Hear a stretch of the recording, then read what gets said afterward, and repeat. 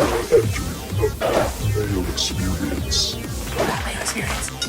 Mayo Experience. Mayo Experience. Experience. Welcome to the Pat Mayo Experience, presented by DraftKings today for the first time all season. Well, and of course it's all season. It's fucking week one. But 2020 DraftKings picks and preview. This is for the main slate only, the Millionaire Maker slate on Sunday. So if you're wondering where the Steelers are or the Broncos are, just remember, I've already told you. And if you think that, you're a moron. Please don't bother me. Also, like the episode on YouTube and in the comment section, give me your favorite running back play below $5,000. And if you're listening to the audio podcast, please rate, review, and subscribe. I mean, you don't need to review. Just rate it 5 stars. It takes like 2 seconds, and that goes a long way into helping the show. You leave a review, even better.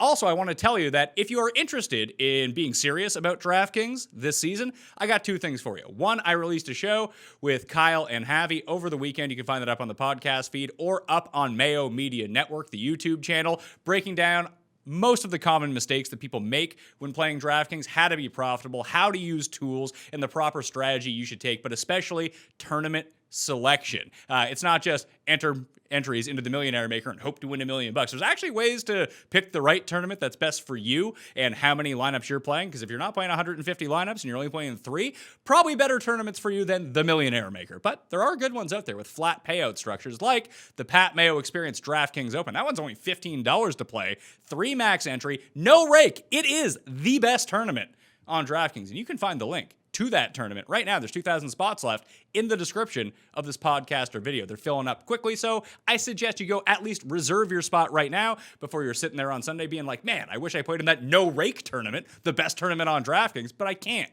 because it's full. So I suggest you go do that. Also, if you're keen to win on DraftKings this season, FTNDaily.com. If you use code Mayo, you get yourself a discount. And if you screenshot me that you've paid with code Mayo over at FTN Daily or FTNBets.com, you are in a draw to get a refund and keep your football package for the season. I'll be announcing that next week. So just screenshot to me after you go get the purchase. Projections, optimizer, lineup generator, everything that you could possibly need to make football easy on yourself. And you get the best projections from all the best people, like legitimate DraftKings pros are uploading what they're doing. And you can see what all of the pros are actually playing as a part of their exposure too. You can find that on Sunday up on FTNDaily.com. Highly recommend it. Code Mayo gets you a discount. And you get access to the premium show hosted by Pat Mayo, live Friday, 7:30 p.m. Eastern time, behind the paywall. It's the only paywall thing that I do out there is this one show. I'm going to have DraftKings pros on it with me. I obviously am not a DraftKings professional. I'm a professional loser on DraftKings. That's where all my money goes. They pay me the money to do the show, and then I invest it back in, and I lose all the money, and then I got to do more shows to make more money so I can lose more money on DraftKings. But either way, I have access to some of the sharpest minds behind that paywall show at 7:30 p.m. Eastern time, and you'll get access to that at FTNDaily.com. By using code Mayo to get that discount, you can watch the show. I'm very happy that this is happening this year, so I can run my stupid thoughts by them. They can be like, Mayo, you're a moron. You should actually do this. So I'm super keen on that. I'm going to try to win money in NFL this year. I'm going to make it like golf and MMA. I want to be a winner in NFL. It just never works out for me. Anyway, enough of me. That was the preamble. I'm not going to be doing this every week, but I just wanted to let you know about all of these cool things going on right now. Let's talk about it. Main slate, week 1, DraftKings 2020. It's here. I'm fucking fired up for football. And I know from FTNDaily.com, the FTN network of sites, Eliot Crist is on the line to help me break this all down, position by position. You fired up for football or what, man? Oh, I can't wait. I feel like a 12-year-old right now that knows he's getting a PlayStation and it's Christmas Eve. You know, I can't believe it's here. A little worried there for a minute, but I'm so pumped. And what a game we start with Chiefs Texans. I know we're not going to touch on it. We're going to break down the main slate, but football's back and I'm pumped. Yeah, I did a showdown show with David Jones and Justin Freeman. That's also up on Mayo Media Network. And again, if you want to play a bunch of lineups in the first game, I mean, who wouldn't on DraftKings? Again, FTNDaily.com, the premium package up there. You have projections for the Thursday night game. And if you want to play like 100 lineups, just bloop and just optimize your lineups. Super easy. But let's talk about the main slate. Let's start with running backs. Let's go to the top of the board. No shocker. Christian McCaffrey is the most expensive running back on the board. He's $10,000. It's $2,100 more than Dalvin Cook. And in the sevens, you got Alvin Kamara, you have Austin Eckler, and then dropping down into Aaron Jones, Josh Jacobs, Joe Mixon, Nick Chubb, Kenyon Drake, Miles Sanders at $6,300. If you're thinking about constructing your lineups this week from a macro view, Elliot, do you have to pay up for 2 stud running backs? Because the cheaper options, unlike other years where they release the salaries like 6 weeks before the season started, that all of a sudden there's like 5 running backs who are $3,000 that you can use. That hasn't happened this year. Like Antonio Gibson's the only guy really that I think people are going to gravitate towards at the lower prices. And the cheapest running backs now are all $4,000. So that's a new wrinkle into everything for this season on DraftKings. That do you just take McCaffrey and go with it, or do you try to find like 2 guys in the 6s? Yeah, so for me, and you're 100% right, that this is a different week 1 than any of the years past, right? Like even James Robinson is 4K, and I know that's the new mint price for running backs, but that was a guaranteed 3K guy last year.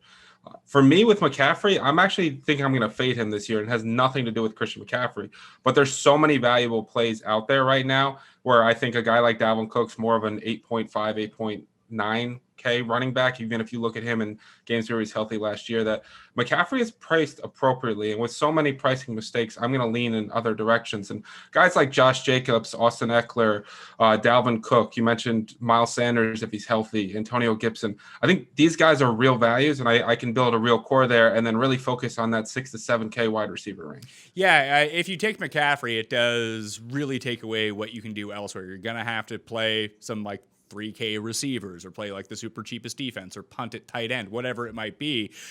And maybe a lot of people just don't want to do that. The opportunity cost of having Christian McCaffrey is a lot. I'm still kind of on the fence because when I think about Dalvin Cook, like there's still like holdout opportunities for him here. I don't think it's going to happen, but that's the question mark around him. With Alvin Kamara, they still haven't reached an agreement as the time that we're recording this on a new contract. And he had an epidural on his back. Apparently he's okay, but like that worries me a little bit. Austin Eckler, he could be in a timeshare. Aaron Jones, they're already talking up Jamal Williams somehow. They have Aaron Jones. They go out and draft like a fullback in the 2nd round. And all of a sudden now they're talking up. They're like 20% snap specialist for pass protection. All of a sudden he's looking good. So I'm kind of worried about Aaron Jones, despite the fact that he crushed Minnesota last year. And Josh Jacobs, I'm not convinced he's going to catch a ton of passes. I'm just not. And in the DraftKings system with full point PPR, I just don't gravitate towards those guys at all. Like they need to score 2 touchdowns to earn this price and be at the very top of the running back list. And yeah, he can do it. I just don't think it's that high percentage of a chance.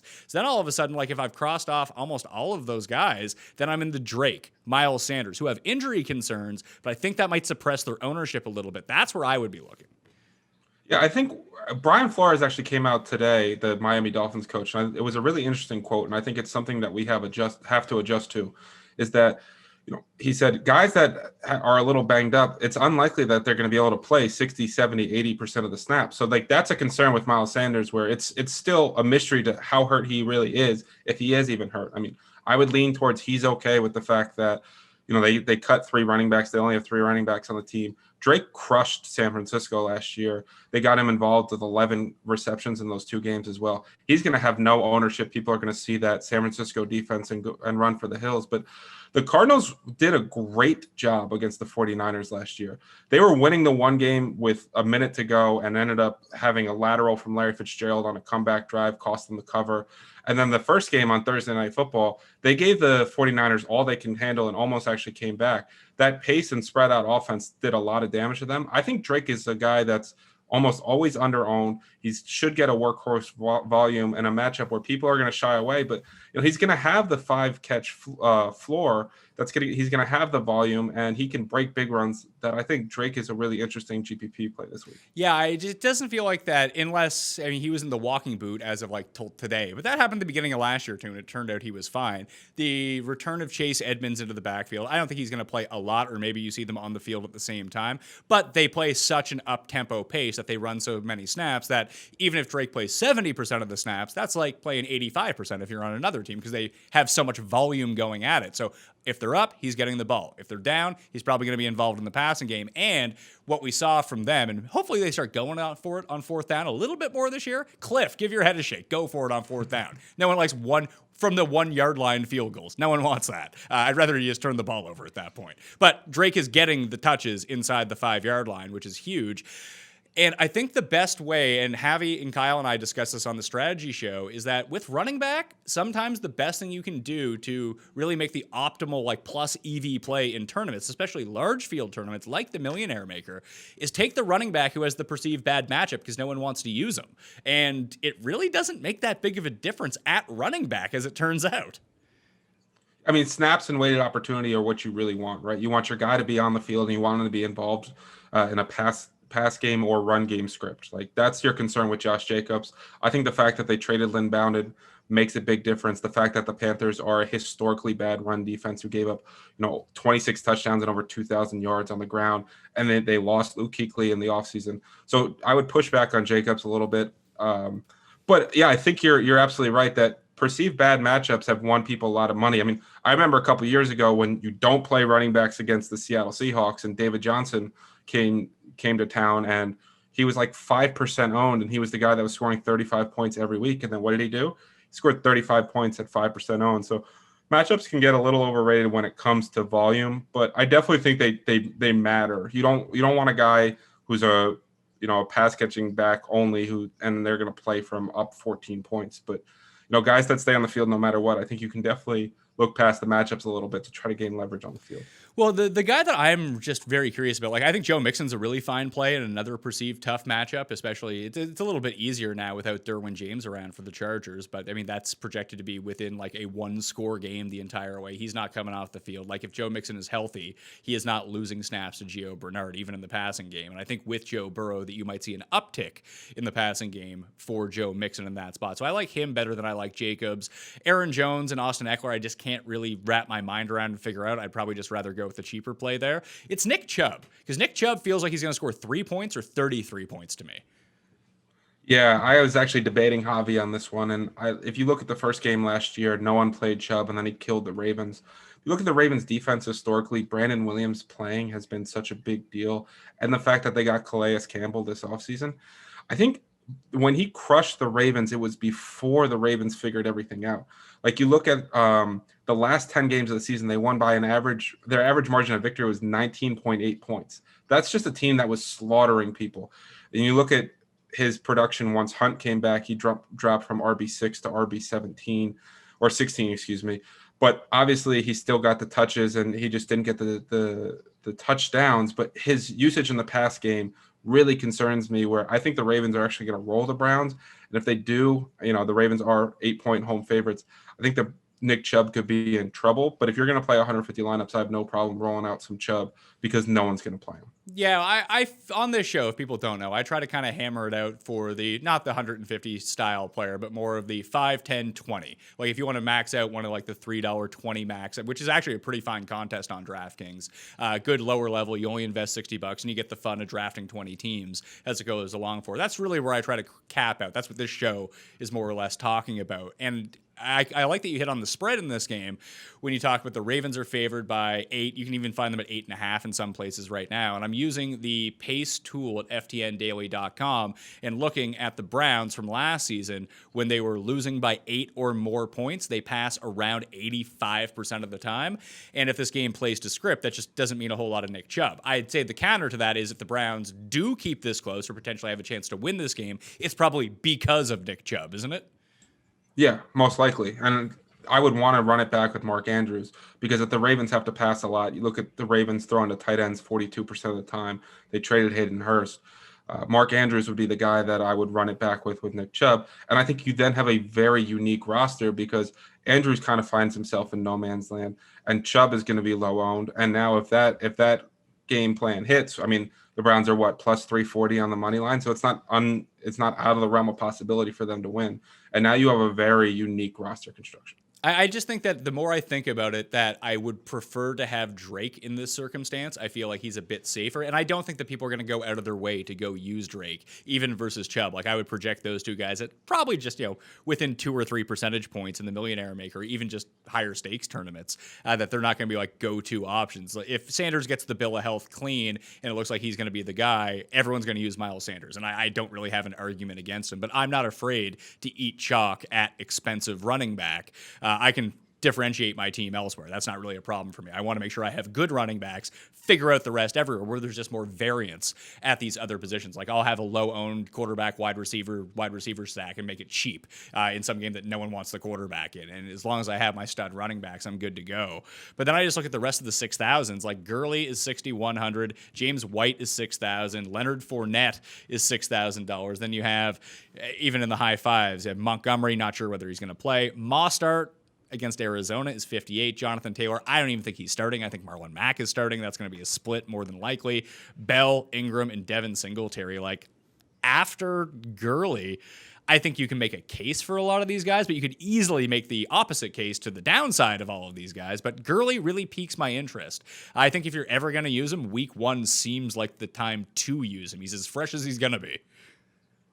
Yeah, I mean, I would 100% agree that's a pretty ugly tier. Like Jonathan Taylor has a fantastic matchup, but Marlon Mack is going to be involved. And I'm not playing a running back at 5,700 who might run the ball, 12 times and get 1 target. It's going to be really tough for him to hit his ceiling with that kind of usage. I think that Todd Gurley is in the highest total game. You look at the Falcons pass the most in the NFL. He's got pass catching ability. Seahawks opponents ran the 7th fastest play rate last year. I think that's a game that I want exposure to, and Gurley's going to be different. People are going to go to Ryan. People are going to go to Julio, Hurst, and Calvin Ridley. But how many times have we seen everyone stack up the passing attack, right? And no one plays the running back. And there's a guy with a lot of touchdown equity on the team at 3% ownership, and everyone's on the game, and it's a way to be different on that game. So I think Gurley, in that 10 to 20 max, I think makes a lot of sense. Yeah, and even if you wanted to really load onto that game, like the Matt Ryan, Julio, Hurst, Matt Ryan, Calvin Ridley, Hurst, or just with the 2 receivers, is likely going to be one of the top 3 most popular stacks going on the main slate. Like you said, the highest projected point total game. That if you want to use even sort of a mini game stack and go Russell Wilson, DK Metcalf, and bring it back with Todd Gurley, I think that's the route that I would take in that, just to be a little bit different. I think it has just as much upside. It just, if the game goes that way, then you're looking great. And I think that Seattle wins this game. Yeah, I think Seattle wins this game too. I think Lockett is really intriguing, and I know we're talking about running backs, but you look at Lockett, and it's all about his volume. In games where he got 8 or more targets, he's only done it 6 in his last 35 times, in his last 35 games. But in those games, he's averaged 117 yards and nearly a full touchdown. So if you do think this game can shoot out a little bit, or the Falcons can get play from ahead, and the Seahawks have to push the pace, you're going to look at the Todd Gurley, Tyler Lockett, Russell Wilson show. And I think that's a really, again, way to attack a high-scoring game and be different. Yeah, and even if you just want to play both running backs and hope that they just stop their drives inside the 5-yard line. I mean, I'm not completely convinced on Carson. Just there's been so much talk about Carlos Hyde. Carson's been banged up. He's coming off this hip injury that I don't know. Like you mentioned with Brian Flores, like how much are these guys actually going to play? Maybe that's just a Dolphins-specific thing, but that could be league-wide, that potentially avoiding some of the dinged-up guys will lead to lower ownership. It could just lead to fewer touches at the same time. So with the rest of the running backs, is there anyone below this tier that really actually stands out to you? Like I had mentioned Antonio Gibson. You had mentioned James Robinson, but they're not safe options by any means. Oh, I'm not playing James Robinson. I like my money. I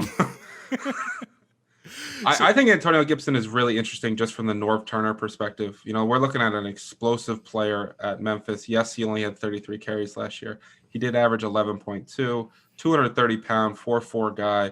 He averaged 19 yards per catch last year. I think he's very interesting. I think that Tariq Cohen, if David Montgomery's out, is really interesting as well, because if you look at games where he's had 8 or more carries in his career, he averages 23 DK points. So if Montgomery's not there and it's just him and Cordell Patterson, he's going to get on the field. We know he's going to get those 5, 6, 7, 8 targets, and he gets those touches. I think he just creates a nice floor play at 4,700. But again, right now it looks like David Montgomery is trending in the right direction, so that won't work if Montgomery goes. But I think Cohen is an interesting guy, and he goes back to what you said to counter my Jacobs point, is that we know he's going to get the pass game work, right? So that creates a nice floor for him. Let's say Montgomery is out. What happens with Cordero Patterson here? Like, how many touches do you think he gets? I would project him in that 8 to 10 touch range. Yes. I don't think he's going to be like the workhorse back. If he was, that might be a guy that's interesting because in case he does get that workload, we've seen him be one of the most efficient running backs in the NFL, right?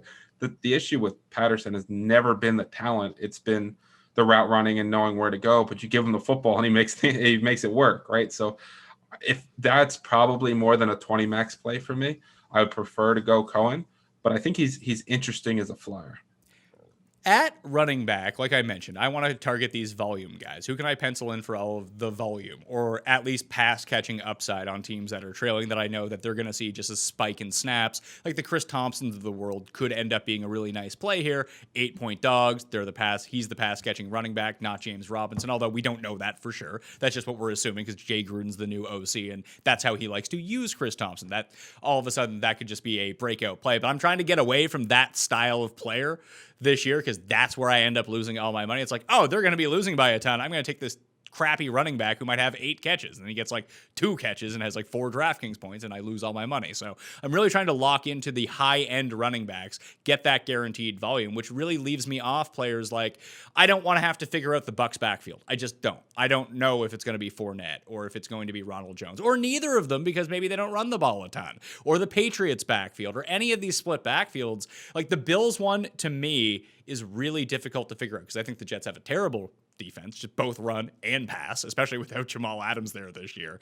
And the one thing that I was looking at is where can you really get the Jets? Well, if you run off tackle and hit the perimeter against the Jets, that's where you make most of your bones. So Devin Singletary is actually that guy for the Bills. That's where he had all of his success last year. But now all the talk is that he's fumbling. Zach Moss is passing him on the depth chart. And you always run the worry that if they do get in close, neither one of them is going to get the touch. Josh Allen's just going to sneak it in. So he would actually probably Devin Singletary would probably be the guy I'd have the biggest lean towards, but I can't guarantee the volume there, and I don't want to have like a 6-point player in my lineup. Yeah, Singletary's tough for me to get behind. Zach Moss is going to play that role. Like, I know Frank Gordon scored a lot of touchdowns last year, but you look, he was second in the NFL with getting tackled 7 times inside the 1-yard line. Josh Allen is the goal line quarterback there. Singletary's got a lot of between the 20s, which is really tough to hit your ceiling. And like you mentioned, Jamal Adams isn't there for the Jets. CJ Mosley also opted out. That team is one of the worst in the league. I think Bell is a little interesting if you trust that he's going to get the full workhorse volume that he got last year. He never scored touchdowns, but he had a lot of decent games where if he actually did get in the end zone. But honestly, the tier that you have up on the screen right now, it's Todd Gurley, or I'm going to pay up a few dollars and get the Miles Sanders, Joe Mixons, Josh Jacobs of the world, or I'm going to go down to Gibson and Cohen if Montgomery's out. I'm just not going to mess with that tier. Yeah, the cheaper tier is tough. Like, I wish Carry-On was actually setting up nicely if Swift was going to be out with Scarborough going to the IR. They bring in Adrian Peterson. It's almost like the Washington Football's backfield where I want it to be Gibson. Some other people want it to be Bryce Love, which automatically means Peyton Barber is going to rush the ball 27 times for 43 yards, and that's going to be it. It's just going to be like J.D. McKissick. Yeah. J.D. McKissick is going to get 8 targets, and everyone's going to be tilting Gibson at 330 when he played, 8 snaps. I mean, that's definitely well within the range of outcomes. You're going to see Gibson talked up a lot in cash, but we're also talking about a lot of unknown and a rookie playing in the NFL for the first time ever. And we say that a lot, but there's no preseason, right? So this is legit the first time he's ever taking on an NFL team. Would you go to Zach Moss at 4,400, or is that just like you stay away from the Bills' backfield just because it's so many unknowns? Like if you had the choice between Moss as the pay down, you said Cohen. Cohen's a bit more expensive, but I think he would just be safer if Montgomery is out. But that's contingent on Montgomery being out. Gibson, I think, is going to be the guy that people gravitate towards, him or James Robinson. And I'd be on Team Gibson over Team Robinson along with you. But I don't know how much exposure I want to have just because it's still a Washington running back. It's not like they're going to be great. It's supposed to be all pass catching for them is what you would want. Like he could turn into Chris Thompson 2.0 very quickly, and he'll have 2 or 3 ceiling games a year, but that's going to be it. Most of the time he's going to burn you. Other than that, like I mentioned, like, do you have a lean on Peterson or Carry-On Johnson, or do you see that as a split? That's getting ugly for me. You know what I mean? And these are the kind of situations I'm looking to avoid, and it's why I have so much trouble playing Christian McCaffrey this week. All right, well, if that's the case, let's move to wide receiver then, because if you don't take Christian McCaffrey, you can have one pay up spot here if you really want to. Like Michael Thomas is the most expensive at $9,000, but after that, it's almost like at receiver. Like I don't understand how Devontae Adams is $7,300. I think that everyone should find a way to play Devontae Adams just on an island by himself and put him in your roster. He is under with the pricing that I'm looking at right now, and I know Mike Evans is now likely not to play with his hamstring injury. That everyone's going to go to Chris Godwin. I'm going to pass on that. Adams is the best play on this slate. Yeah, I feel like you you legit stole that off my notes. I was so excited to talk about when you said you have one pay up receiver. Who are you going to do? It's going to be Adams because, quite frankly, you look after week 4, he only saw single-digit targets in one game. The Minnesota Vikings don't have good corners. This is a guy that's going to be locked and loaded for 10 to 12 to 14 targets. He's the top red zone guy in the NFL. I think he should be priced a lot closer to Michael Thomas than he is. And at 7,300, I think he's the best buy on the slate. Yeah, that's almost the argument I made in season long too. And that's one thing we should probably talk about is the impact of season long fantasy drafts on week 1 DraftKings, because people get super hyped about all of the sleepers in week 1. And it doesn't seem to translate into week 4 or week 5, but because the draft has just happened, like that's why Gibson, like just being sort of a balloon player, like he got so much hype. James Robinson going to be the same thing. Those are the guys that people are talking about for season long fantasy this week. And the highest percentage of season-long players that don't play on DraftKings will actually play week 1. Then they'll lose their money and not come back. But they'll have that same mindset, like, oh, everyone's talking about these guys and they're cheap. I'm going to use both of them. Then they'll lose all their money, like I said. But with Adams in season-long, like I had him and Michael Thomas on the same tier. Like I think they're incredibly close. And if Adams is playing, just using this quick splits tool here on FTNDaily.com, you know who's not good when Devontae Adams plays? Aaron Jones. Yeah. Aaron Jones is in a lot of trouble right now with Jamal Williams and A.J. Dillon. He really needs those snaps in order to be valuable. But, yeah, I think that season long definitely flows right into week 1. And it's your point exactly. Week 1 has the most players who haven't played on DraftKings before. They just fired up their season long leagues. Most of them are only in 1 or 2 leagues. They got that draft hype, and they wish they had one more draft, so they basically put their season-long team into week 1. And I swear Twitter and fantasy football world has been talking up the same 8 sleepers this whole time. So I think those guys are all going to have inflated ownership week 1. So the way that I kind of constructed, I put 3 $6,000 running backs into my lineup, 2 at running back and the late running back who plays in the later set of games in my flex, because you always want to have the later player in your flex spot in case you need to late swap, which everyone, again, go back to that show where Kyle and I talked about all of this, of why utilizing the late swap is so advantageous. I mean, Al Smith won a Millionaire Maker because of it. He just switched on. He had no chance of winning first unless he did the late swap and swapped onto the guy who just wasn't going to be owned, and he did it. That guy went off. He ended up winning. But even if you're like outside of the cash line and you have the chalkiest guy in the world, you know that everyone else has the same player as you in the flex. Well, you're gonna lose anyway, so you might as well get off that guy, roll the dice on someone else, and maybe you can get min cash and get some of your money back. Sometimes it's not about winning $100K or $1 million every single week. You want to tread water and protect your bankroll. Min cash is sometimes when you get a min cash and you salvage that from getting wiped off the slate, that allows you to fire back the next week, not to redeposit. You have to really think about these things when you're playing on DraftKings every single week. So if I throw Adams into that lineup too, that leaves me $48,000 or $4,800 for each of my next few guys. Like, that's not horrible. Like, I can still build a pretty balanced team that way and get some studs in there. Yeah, and I actually think that one of the things I like to do is I like to create game stacks, because it's hard to get 9 individual things right. I mean, it's hard to get 3 individual things right. That's why you have a 3-team parlay and it starts paying out at 5-1, right? So if I can correlate what happens, that's good. So Adams is scoring a lot of points. That means the Vikings probably have to do something. They're moving the ball. It's not going to Dalvin Cook. Who's it going to go to? I think Irv Smith is really interesting at 3,100 this week. Vikings ran the second most 11 personnel. You're looking at a guy that really played the slot last year about 66% of the time. He's a talented pass catcher. He's kind of a punt tight end that allows me to raise that from $4,800, get back into the 6K range, and get a couple more stud receivers in there. What do you make of if Evans doesn't play? Does that just inflate Godwin to 25 targets, or are you going to be like a Justin Watson or a Scotty Miller guy? Like, it feels like they're now going to be, if Evans sits and he's like declared out on Sunday morning, that's a late game, so you're going to have to watch out for that.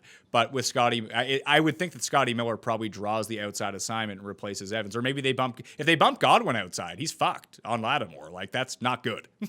Yeah, I mean, Miller really is a slot receiver at his core too, so it would make a lot of sense if they did move Godwin outside.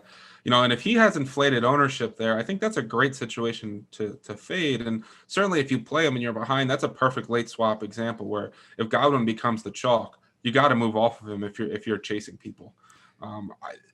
For me, I'm kind of much more on the New Orleans side than I am on the Tampa side. Like none of those guys have played together yet.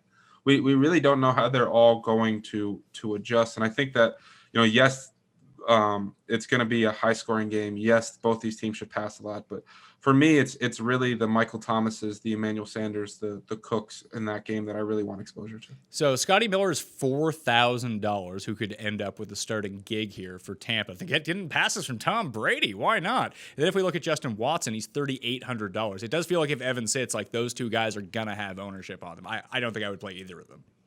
Yeah, I mean, and then we're going to hear how Tom Brady loves little white guys, right? So that's why we need to play Scotty Miller. But I think I would rather play 3,900 Paris Campbell against the Jacksonville Jaguars defense that struggles to cover the short part of the field. He runs a ton of drag routes, electric athlete, really struggled last year, potential DJ Shark of 2020, where he kind of breaks out. And I think he could be an interesting guy, a little bit lower ownership if those guys carry the ownership there. So if we just look at the plus $6,000, we're both on board with Devontae Adams being the play from up here. Who would be a secondary or tertiary option if, let's say, Adams ends up carrying, I don't know, like 29% ownership and you want to fade him or you want to construct some different lineups that don't have Devontae Adams in them, who would be the next logical person to go down to? Because I think Thielen's just going to be a target monster. He's appropriately priced is the problem. He's not a value by any means. He's what he should be. If he goes off, he's going to kill that price. If not, then you're looking at like DJ Moore. But Allen Robinson, Anthony Miller, and Trubisky is the stack I'm thinking about. Yeah, Allen Robinson, I think that game in general is the over-under is too low. Matthew Stafford, when he plays, the Lions scored 8 more points per game. Kenny Galladay was hanging out around 80 yards and almost a full touchdown with Matthew Stafford last year. I think Allen Robinson, there is no Darius Slay. They replace him with Jeffrey Okudah, right? He's a rookie. He's very highly touted, but it's a big deal to go up against Allen Robinson. I think DJ Moore is the guy that I want most in that area. We're looking at a guy in Moore last year who Kyle Allen, and I know people are going to talk about, well, Teddy Bridgewater doesn't throw the deep pass. Good. Kyle Allen threw the deep pass at 24% completion percentage. DJ Moore was at 73rd in terms of catchable targets. Curtis Samuel was at 105. Kyle Allen could not hit the broadside of a barn. Teddy Bridgewater is very accurate. DJ Moore is one of the best yards after catch guys. The Raiders can't cover deep. They can't cover underneath. They can't tackle. And DJ Moore is an absolute stud. I think that's a game that I want to get exposure to. You look at the Raiders, terrible defense. You look at the Panthers, terrible defense. What the Raiders want to do in terms of running the ball, the Panthers can't stop it. And you look at Joe Brady coming, and the Panthers were the fastest team in football last year. I think DJ Moore is a guy I want a lot of exposure to this week. So DJ Moore in that area, the problem with that game is I think that almost like Devontae Adams, where if I was just going to play like a one-off player from that game and stack a different one, like he would be the stud that I want. I agree with you. DJ Moore is the guy to go with. But if you were to try to stack that game, we'll get to our favorite stacks a little bit later on when we talk about quarterbacks. Would that be like a Bridgewater, McCaffrey, DJ Moore stack? Or like, because the problem there is with McCaffrey, if they're going to score a ton of points, he's going to have a lot of those points, which does take away from everyone else. Like, could you feasibly even do, play Josh Jacobs on one side or play Ruggs on one side and then play Bridgewater, Moore, and like Ian Thomas if he ends up going with his toe injury?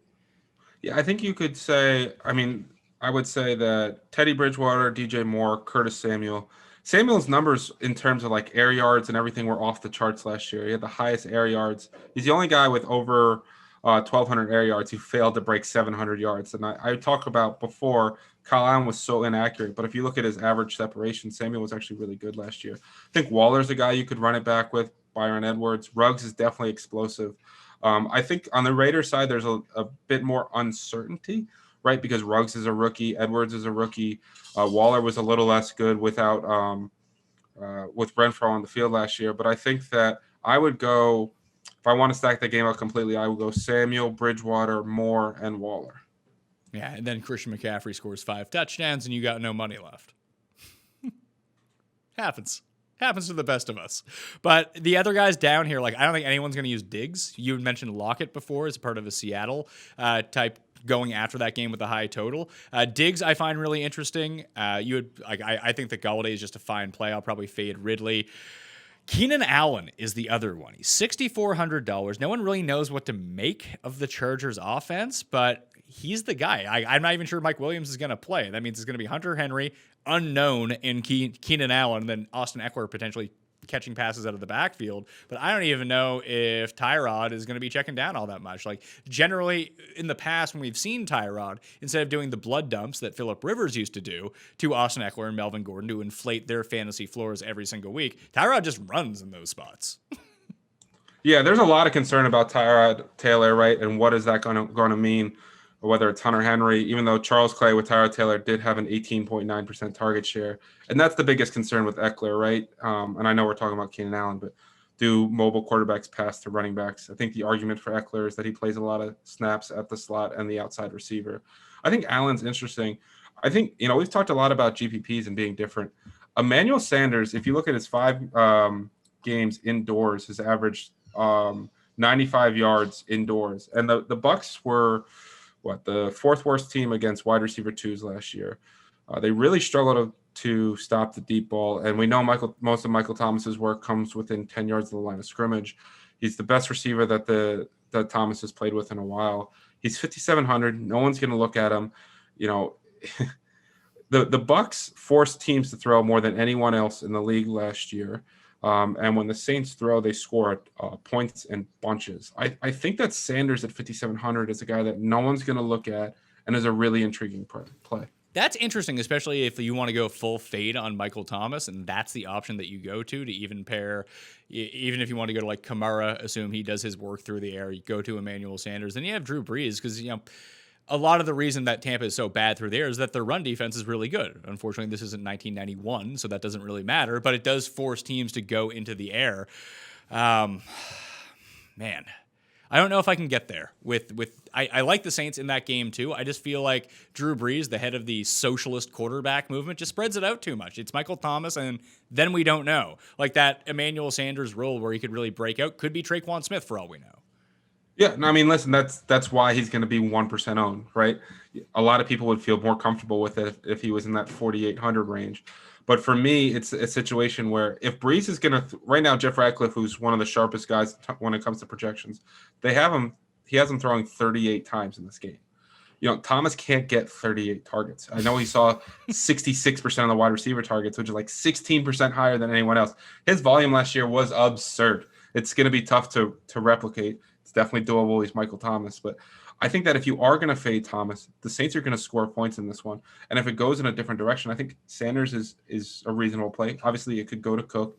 I just think that if you're going to game stack this one up, that he's a guy that I definitely want some exposure to. So if we drop below $6,000 at wide receiver, you mentioned Sanders. I really like DK Metcalf. I just think DK Metcalf is incredible, and he's going to break out this year, and this is a perfect matchup for him against Atlanta. Other than that, of the guys that we can look at right now in the $5,000 area, objectively, I do think that my guy, Scorin McLaurin, he's just the play. You want one of the Washington footballs, just take Terry. $5,600, he's either going to earn that value back 3x that, or he's going to 10x it because he's awesome.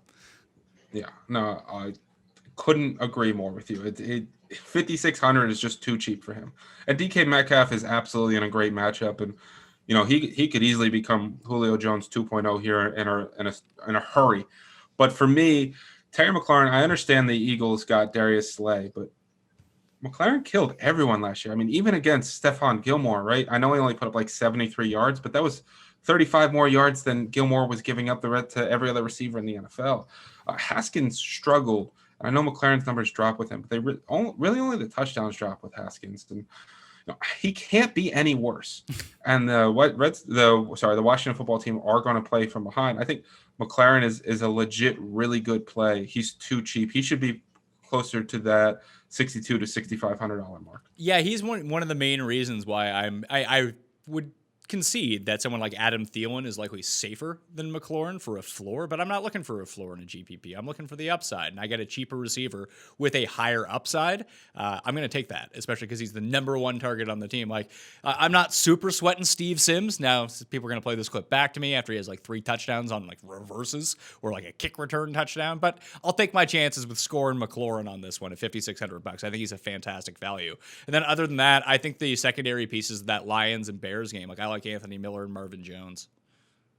Yeah, I mean that Bears secondary I think is overrated. You look at they're going to start Buster Screen in the slot, who's horrendous, and Jalen Johnson, a rookie, against Marvin Jones. And we know Marvin. If Kenny Golladay doesn't go off, you can bet Marvin Jones has 80 yards and a touchdown. Maybe a little TJ Hawkinson mixed in there, but I think that Bears-Lions game is a really interesting, low-owned game to stack this week.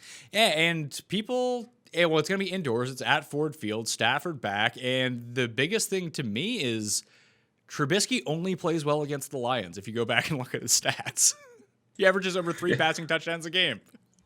It was Thanksgiving last year, right? Where he was like 6% owned and just broke the slate 2 minutes into it.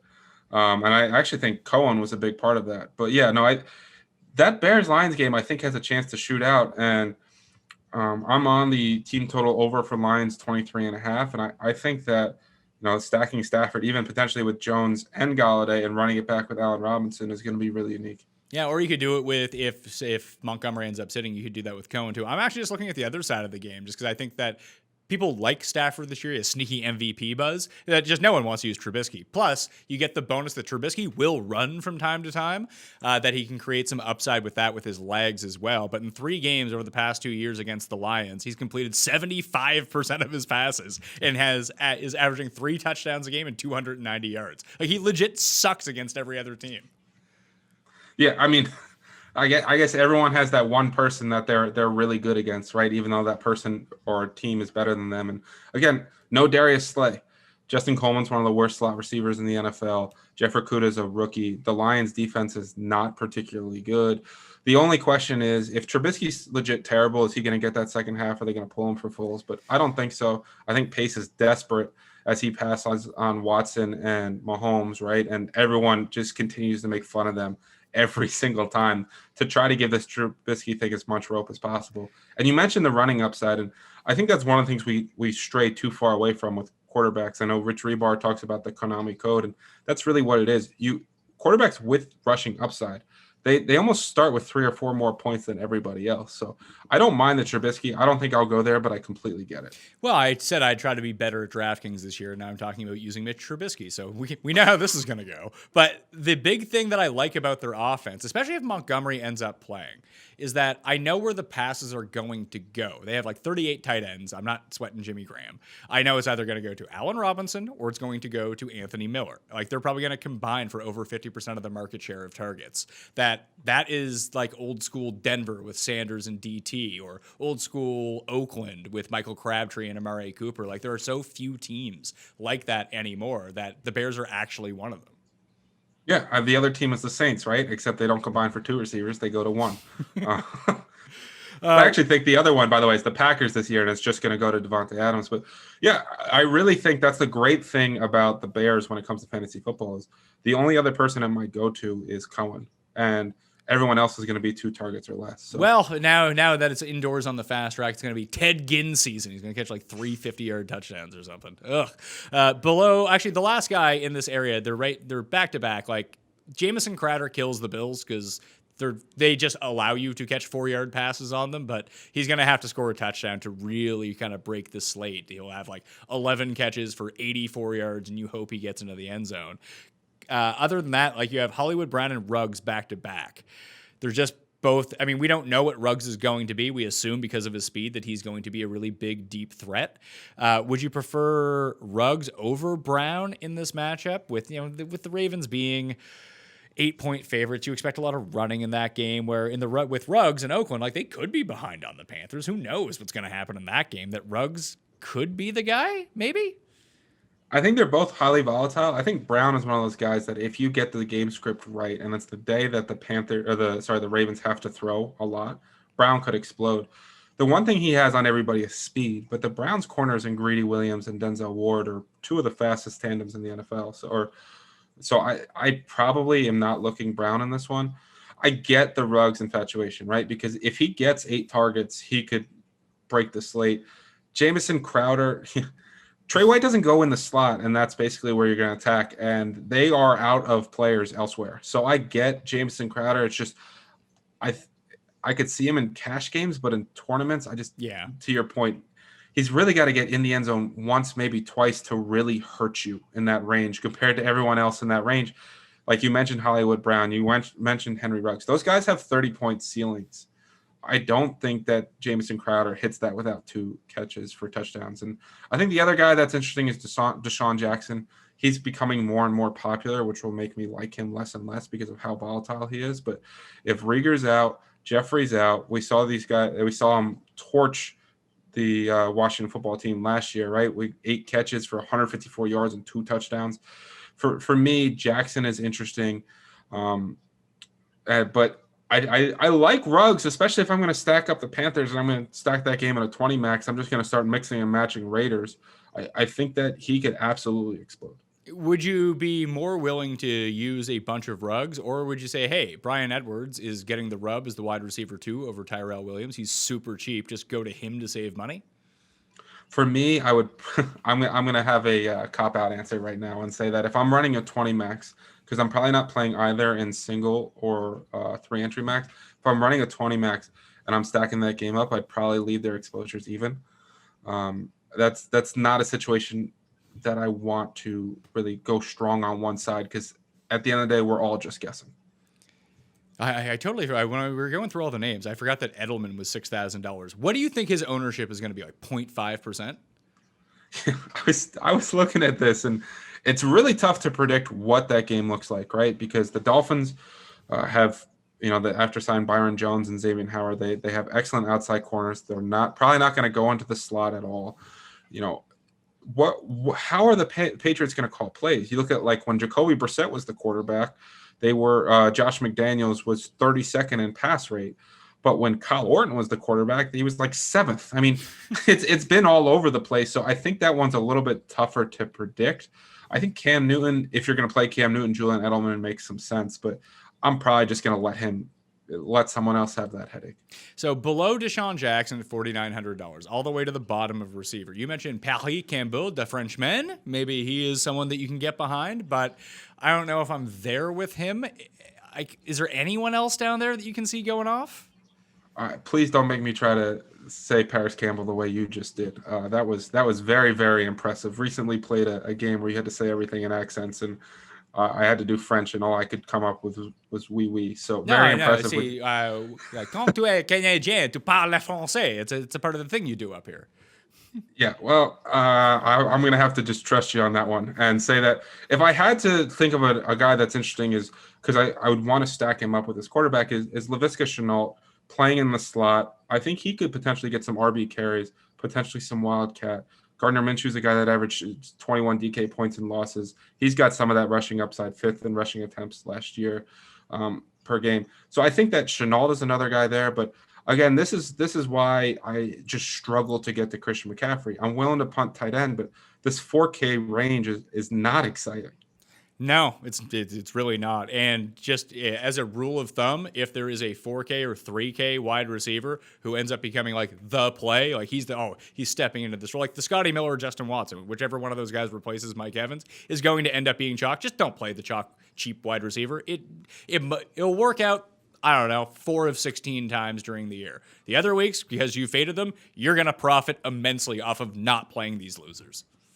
Yeah, it goes back to your running back point earlier, right? Like I'm willing to eat chalk on running backs because it's a lot harder to bust when you have 25 opportunities than when you have 5 to 6, right? Nelson Aguilar is really the one guy that I can think of last year where everyone played him and then he ended up working out against the Lions, right? And it took the Lions forgetting him to tackle him on one play where the guys just stopped going at him and then he scored like a 30-yard touchdown. So couldn't agree more that if any of those 3 to 4K receivers become uber chalk, always fade that.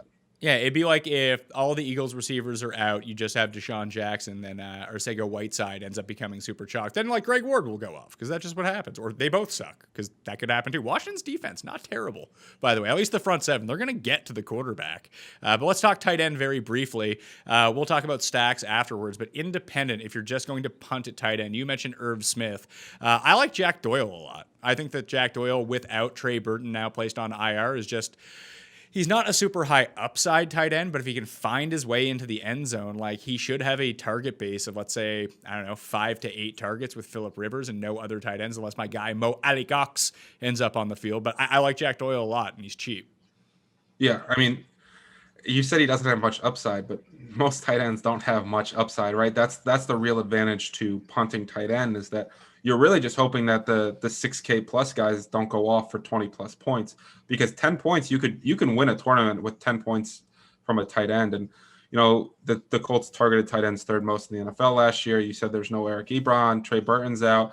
Jack Doyle could easily get you 4 for 40 and a touchdown, and you're sitting real pretty.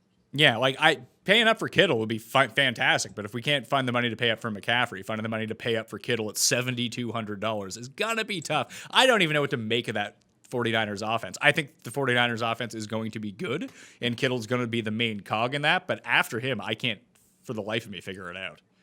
Oh, the Kittle thing, man, why does he have to be 7,200? And I know it's because he's playing the Cardinals, but Cardinals gave up 18 fantasy points per game to tight ends last year. They gave up 16 touchdowns. No team allowed more yards after the catch than the Arizona Cardinals. No player had more yards after catch in the NFL last year than George Kittle. There's likely no Brandon Ayuk.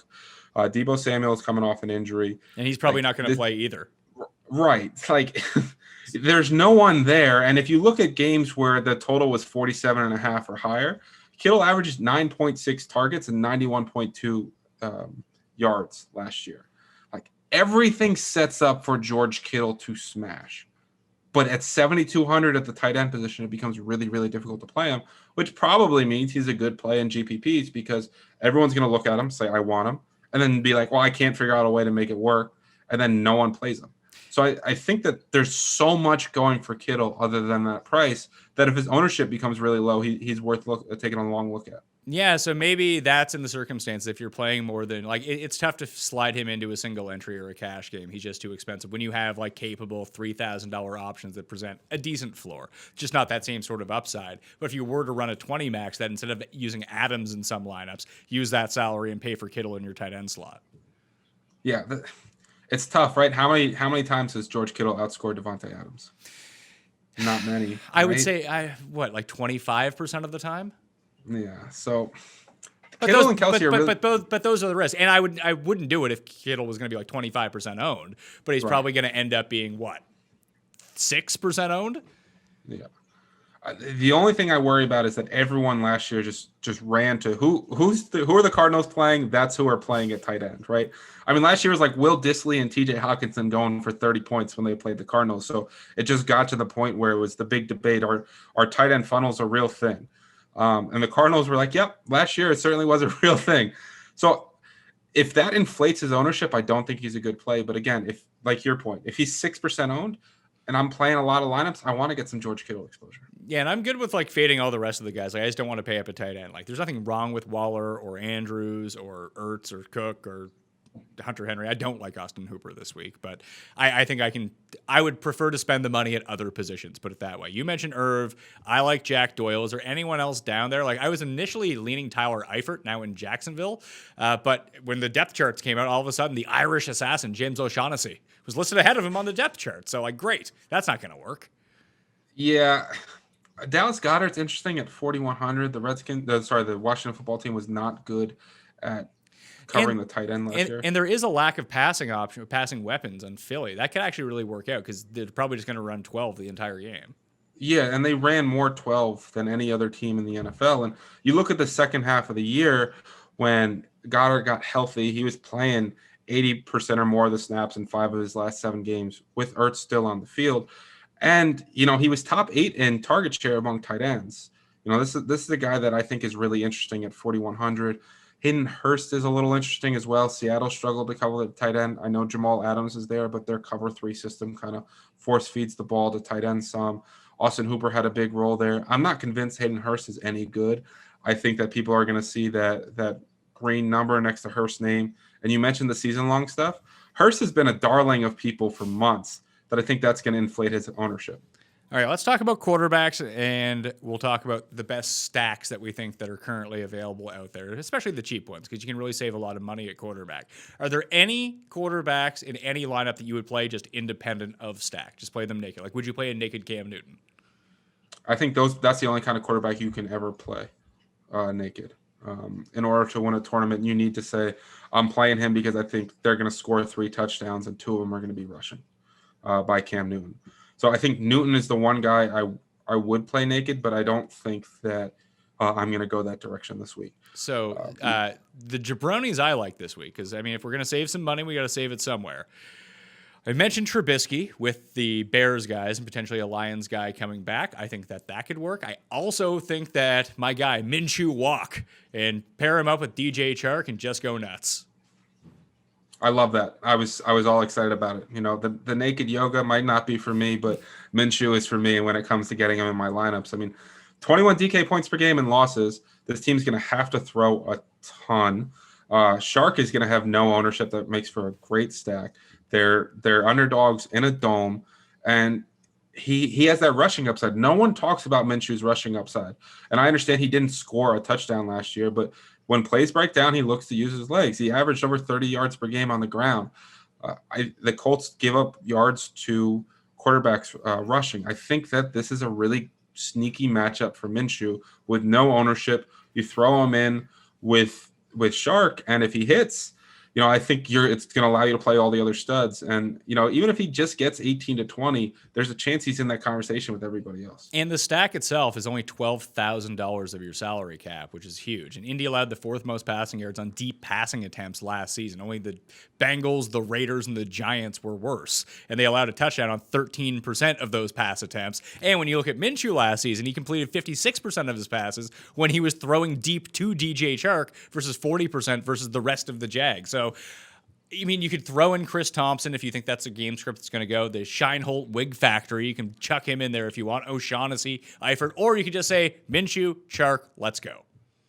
Yeah, 100%. And for me, sometimes you want to run it back. That's where I would probably look to play Campbell. But Minshew is probably going to be one of my highest owned quarterbacks this week.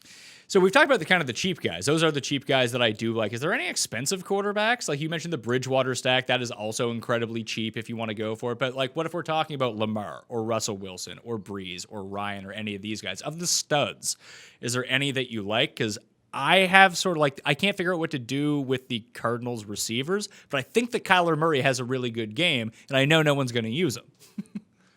Yeah, I was actually looking at that earlier too, and you know he had 11 rushing attempts in the 2 games last year, and I mentioned how once they spread him out and sped up San Francisco, they really gave them a lot of problems. I think Murray is a really interesting play, but you know Hopkins versus Sherman, do I really want to go that direction? Do I have any idea where he's gonna get the ball? I think even a Murray Drake stack to try to take all the touchdowns and say, you know, he could dump it off to Drake, which we've seen in the past, is interesting. Matt Ryan is a guy I have a lot of interest in this week. He really struggles when teams pressure him, and he really excels when they don't. And the Seahawks were the 3rd worst team in adjusted sack rate last year. They lost Jadeveon Clowney. I know they added Adams, and he had 6 sacks last year, but he's not really a pass rusher. He's probably their best pass rusher, which is real bad news for them.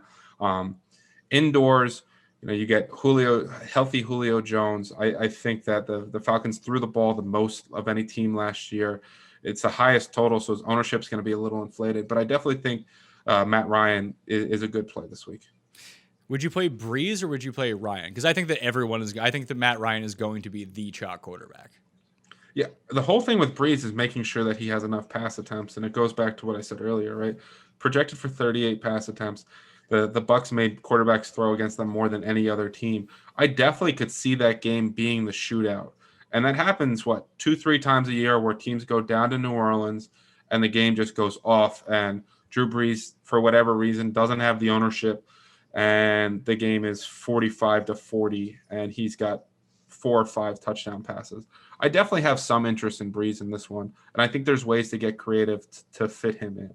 I guess, yeah, the pay down quarterback, like you mentioned with Teddy Bridgewater, the Raiders allowed the 4th most yards after reception last year. It was almost 6 yards after the catch per catch last year, which kind of really rates out well for your DJ Moore. I mean, I guess DJ Moore's expensive, so that kind of hurts to work out. If you want to throw McCaffrey into that too, then the rest of your lineup is kind of blown up. But let's say you wanted to pay down for, I don't know, like no one's going to use Carson Wentz at $6,300. You just pair him up with Deshaun Jackson, be on your way. They've won 5 straight against Washington. He's hit the 300-yard bonus in 3 of those games. I don't think that I'll get there, but I think that he's intriguing nonetheless. Yeah, one of the things that I've heard as actually the other side of that game for Washington is use Haskins with McLaren. Yeah, I mean, if you use Wentz, Djax, Goddard, if that you want to make a triple stack on that side and bring it back with McLaurin, like you can afford basically anyone else at that point. Yeah, 100%. The thing that's tough for me is I think that Washington is one of the best punt defenses of the week. Oh, me too. I think you mentioned it earlier. Their front 7, they were top 4 in adjusted sack rate, and that's before they got Chase Young. We saw what Nick Bosa did to that 49ers defense the year before. The Eagles are missing 2 offensive linemen too, like no Brandon Brooks, right? Andre Dillard is out. Jason Peters has always been a left tackle, but he took all his snaps at right guard.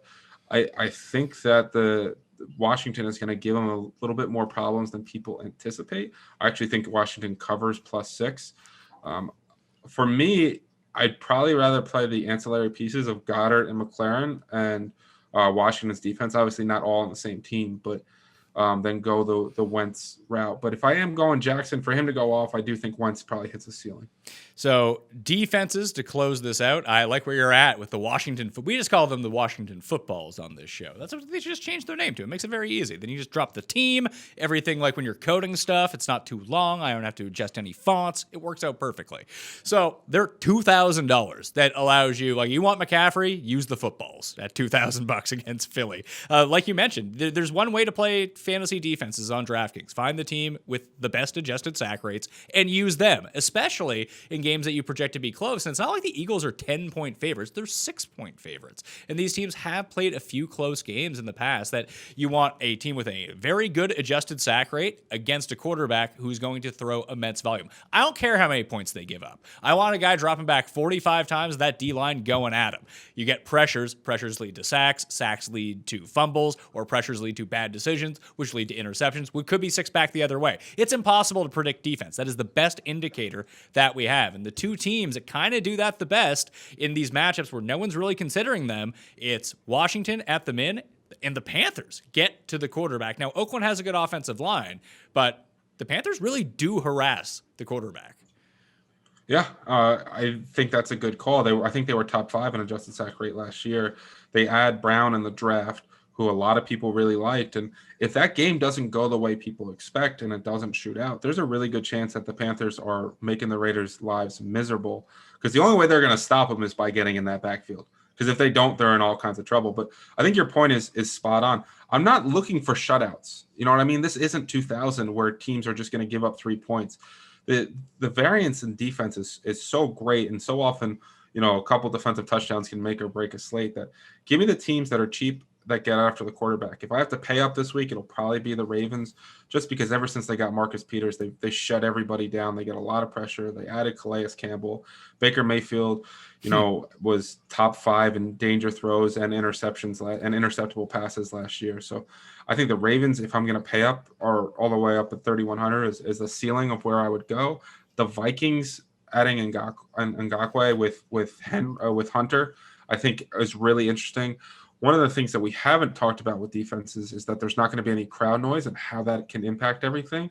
Ngakoue is actually a guy that his road splits are so much better for pressure rate than home splits, because he can hear the snap count. He jumps the snap count probably better than anybody else, and he's going to have that opportunity now playing across the best guy he's ever played with too. So Vikings are a little bit interesting on defense as well, but Panthers are another one. And ultimately, there's so many people I want to pay up for that it's not going to be defenses. Yeah, like if you're going to pay up for defense, the only one I would consider is the Niners, just because they get to the quarterback. But like you said, there's that kind of entire range there at $2,500 and down that you can go to. After the 49ers, I think the Colts would be the pay up defense. They're only $3,000. The Chargers, people are just going to overlook because they lost Derwin James, but I don't really care about that. They have their entire defensive line against a rookie quarterback making his first start, who might try to run the ball a little bit, and then all of a sudden those turn into really easy sacks. They're 28. But this range right here, you mentioned it. Vikings 25. They were 5th in adjusted sack rate last year anyway, and they've gotten better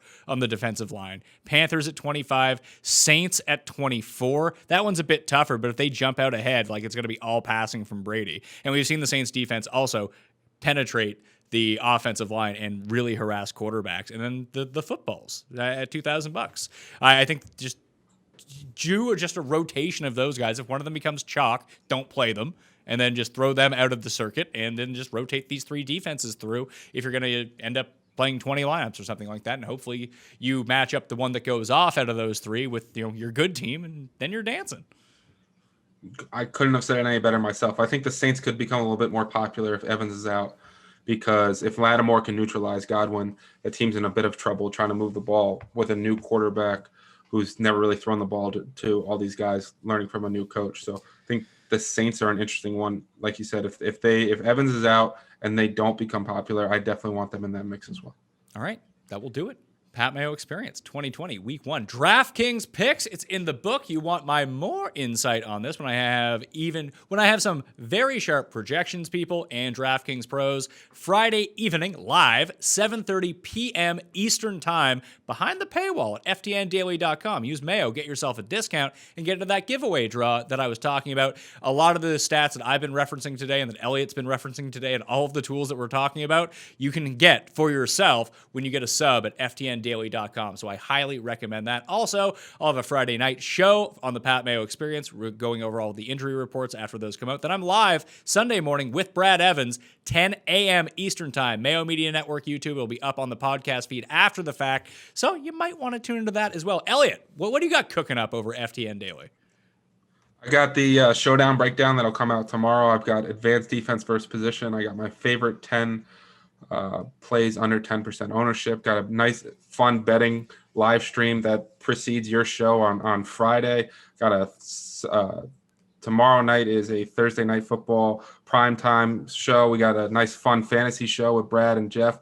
Just the content never stops over at FTN Daily, FTN Bets, and FTNFantasy.com. Yeah, and if you go to any one of those 3, or just get the Platinum package, which I think, does that include everything, or is that fantasy and daily? Diamond has fantasy and daily. That gets everything. All right. So, yeah, just use code Mayo. Get yourself a discount over there. All right. Then send me the screenshot and boom, you're in the draw to get that shit for free. Who wouldn't want that? But you got to pay for it first because you're going to use it. And you're going to be like, man, how was I doing anything without using this anyway? So, again, ftndaily.com. Figure it out. Give your head a shake and go over there right now. All right. Like I said, Friday night, I'll be live. I'll have the Pat Mayo Experience show. We got U.S. Open shows coming out next week as well. Hit Mayo Media Network and please subscribe to the network. We're trying to build it as big as possible. Share the show around. You can find my cheat sheet up on dkplaybook.com. All of tournament pivots up on ftndaily.com. Free for anyone out there if you want to get over to the site and check it out. I got some golf up there already too. And that will do it for me. Smash the like on the way out and give me your favorite running back below $5,000 in the comment section. Help out that algorithm, all right? I'm Pat Mayo. I'll see you next time. Pat Mayo Experience! Experience!